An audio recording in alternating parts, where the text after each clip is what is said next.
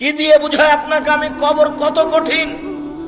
রাসূল সাল্লাল্লাহু আলাইহি ওয়াসাল্লাম বলেন, যখন তাকে কবরে জিজ্ঞাসা করা হবে দ্বীন সম্পর্কে, মুহাম্মদ সাল্লাল্লাহু আলাইহি সাল্লাম সম্পর্কে, ইসলাম সম্পর্কে, সে যদি উত্তর দিতে না পারে, ইয়াজরিবু জারবাতান, এত জোরে তাকে ফেরেশতা মারবেন, ইয়াসিহু সাইহাতান, সে বাপরে মারে করে চিৎকার করবে, ইয়াসমু মা বাইনাল মাশরিকিল মাগরিব ইল্লা সাকালাইন, সারা পৃথিবীর জীবজন্তু, কীট পতঙ্গ, পদার্থ, জড় পদার্থ সবকিছু তার চিৎকার শুনতে পাবে, মানুষ আর জিন শুনতে পাবে না।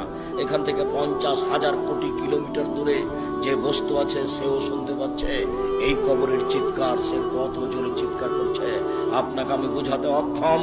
মুহাম্মদ সাল্লাল্লাহু আলাইহি ওয়াসাল্লাম বলেছেন, যে মারে সে চোখে দেখে না, যে মারে সে কানে শুনে না, যে মারে সে ফেরেশতা, তার রং বিভিন্ন ধরনের, কালো নীল, ভিন্ন ধরনের রং, চোখে দেখে না, কানে শুনে না, কোথায় মারছে আর চিৎকার যে করছে ও শুনতে পায় না, যার কারণে তার মারার গতির পরিবর্তন হয় না।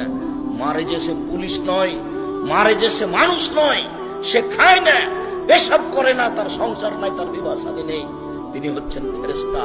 প্রথম বাড়িও যেমন শেষ বাড়িও তেমন, এইভাবে তাকে মারতে থাকবে বিচারের দিন পর্যন্ত। রাসূল সাল্লাল্লাহু আলাইহি সাল্লাম বলেন, যে লাঠি দিয়ে মারা হয়, যে হাতুড় দিয়ে মারা হয়, সেই হাতুড় যদি পাহাড়ের উপরে মারা হয় তাহলে ফায়াসির তুরাব, সেটা পাথর হয়ে যাবে, ধুলা হয়ে যাবে, একবারে খান খান হয়ে। পাহাড়ের উপরে মারা হলে পাহাড় ধুলা হয়ে যাবে। যেই হাতুড় দিয়ে মারা হয়, সেই হাতুড়টা যদি পাহাড়কে মারা হয় তাহলে পাহাড় ধুলা হয়ে যাবে। মুহাম্মদ সাল্লাল্লাহু আলাইহি সাল্লাম এইভাবে বলেন। কি দিয়ে বুঝায় আপনাকে আমি কবর কত কঠিন? এখানে চিৎকার করছে, তার কণ্ঠ, তার শব্দ শুনতে পাচ্ছে 50,000 কোটি কিলোমিটার দূরে।